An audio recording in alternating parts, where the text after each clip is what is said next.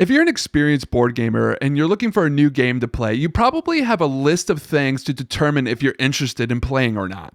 Number one, you're probably looking at the mechanics of the game. Number two, you're probably looking at the rating and seeing what people think about it. And number three, and most importantly, you're looking at the box art. If there's good box art and there's cards, hopefully you're going to see some sick cards. And with Unmatched, oh my God, look at that box. You know there's going to be some sick cards coming with it. And today we're going to explore my top 10 favorite card arts in this game. And if they're my top 10 favorite card art in this game, that means they're just my favorite top 10 card arts, period, including Yu-Gi-Oh, including other card games I'm sure that exist. For this video, I'm not using any of the IP characters. There's too many damn decks. I only use the royalty-free decks. If you want to see me rank my favorite IP decks, just let me know. You know how to do that. It's YouTube, right? I wanted to start with an honorable mention because this one must not be slept on. Hoax.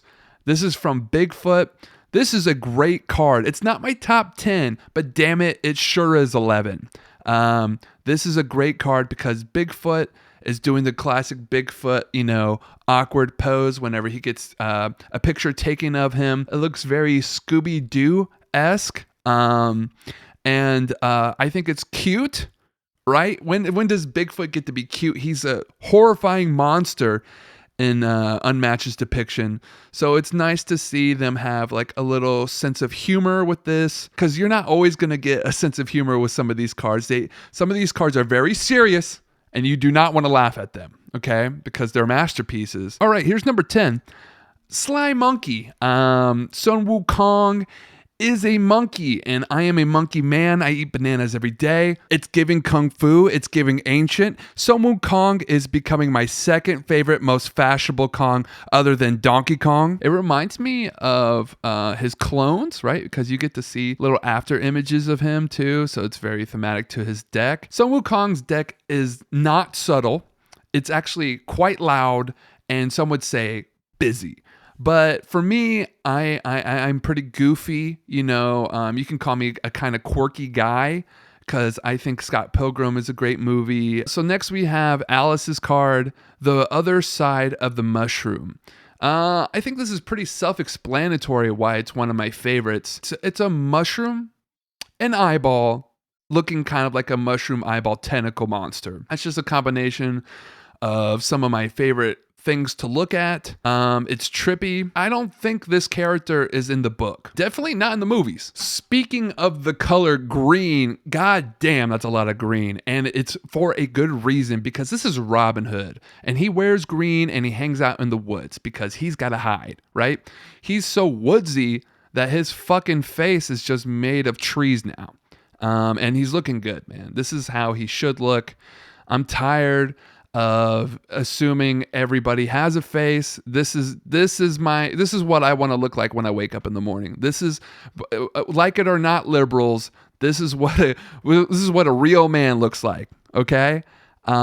There was a fat minute when I didn't have any defense cards in my top 10 favorite cards, and that just felt disgusting. I felt like I deserved to be canceled for it, so I didn't want to get in trouble with God, and I wanted to get right by Jesus, so I made sure to put Defenders of Sherwood in it, and Robin Hood is a good man, so I didn't want to do him wrong like that. So Three Wishes is next.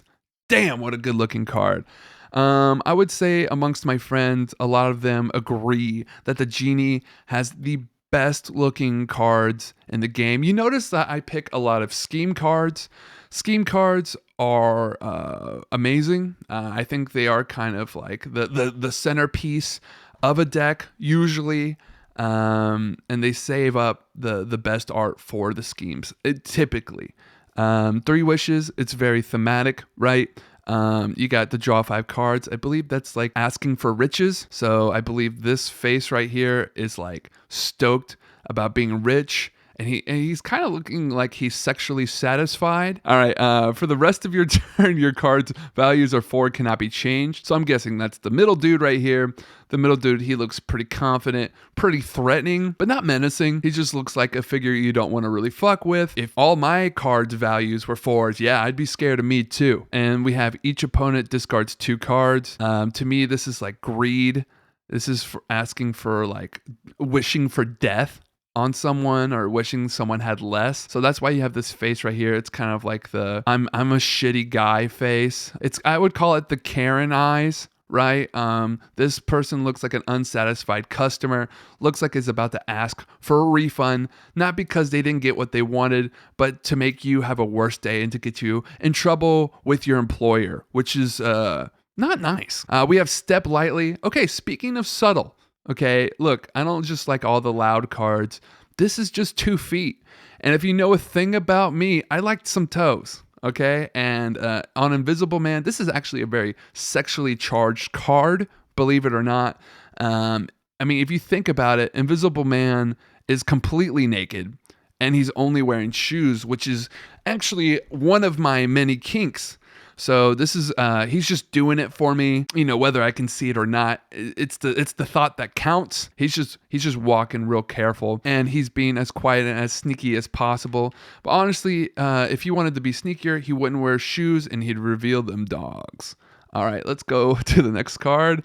Winged Frenzy. This is a good card. This is from Medusa. Not my favorite character in the game, but has some great card art. I think this is a card I would show people because this is obvious depth that people can see easily and you can explain easily. Like, oh, look, it's a bunch of birds making the shape of a snake. Like, Medusa is a snake.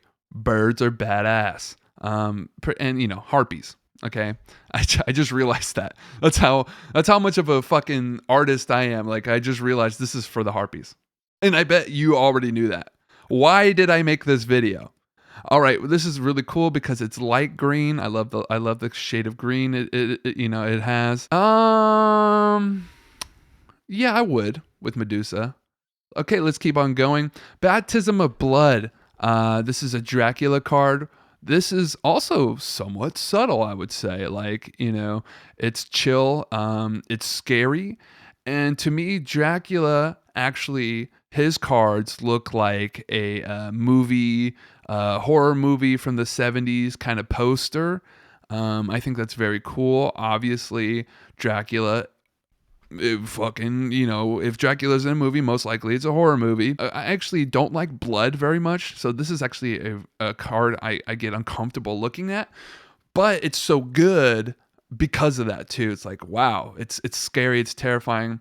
And honestly, if I see this card being played, it's no bueno.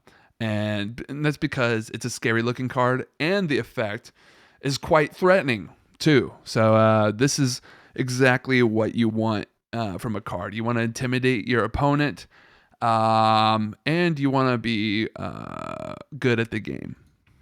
Stolen Memories. This is a Bloody Mary card. I don't really play Bloody Mary, but dang, she's got one of the best. She has some of the best art in her deck. This looks like a progressive metal album cover. The face made of broken glass, a broken mirror, more specifically. Bloody Mary grabbing this man's brain soul, the edubla obligata. She's looking at it. I like the bangs in her face. Like, that's actually quite attractive. I like bangs. If you can't tell, like, I feel like Bloody Mary is me. Oh my God, yes, Queen, slay. She does not need a haircut. In fact, I think she could grow it a little bit longer if she wanted to. She should have that choice. And yeah, she's looking good, man. These long nails are looking good. I feel like she could reach some spots in my back that I wish I could, I am itchy a lot. So that would be helpful if I got my back scratched. From a Stolen Memories card. Pheonix form. Yeah, we have 2 Sun Wukong cards in my top 10. I try not to double up on anybody specifically, but Sun Wukong is just that boy. I mean, he's just that. He gives me monkey. And if someone's giving me monkey, I got to give a monkey back because I eat a banana every fucking day of the week, So it's important to represent Pheonix form. There's a phoenix in the background. He's jumping. He's doing a T pose. He's praising the Lord. He's coming back from the dead. Just like the Lord did, and that's important. So it's giving homage to JC himself. It's a pretty good effect. I wish there wasn't just one of them. I don't love that. But Sun Wukong is that boy. All right, and last but not least, in fact, it is the most, This is my favorite card art in the whole game. This is Yen's One with the Land. This is the most beautiful card I've ever seen. I wish that I looked this beautiful. One day maybe I'll recreate this card and I'll get the flower that matches my eyes the most. And I want to be blue. She's kind of got that mega mind, blue going on, and I'm all about it. I think it works for her. Yes. Slay, slay, slay. And she deserves a bed of flowers because she's one of my favorite characters in the game. She's beautiful on the inside and outside. I like how she plays. And this deck totally represents her in an amazing way. So, everybody, I got to be honest with you. That's my top 10. That's what's up. We got through this whole video together. I want to thank you for watching. If you want to give me your top 10 favorite card arts, just put it in the damn comments and I'll see it. I'll look at it, I promise. Because I'm not famous and I have a lot of free time. I love you guys. Have a great rest of your day. Unmatched, unmatched, unmatched.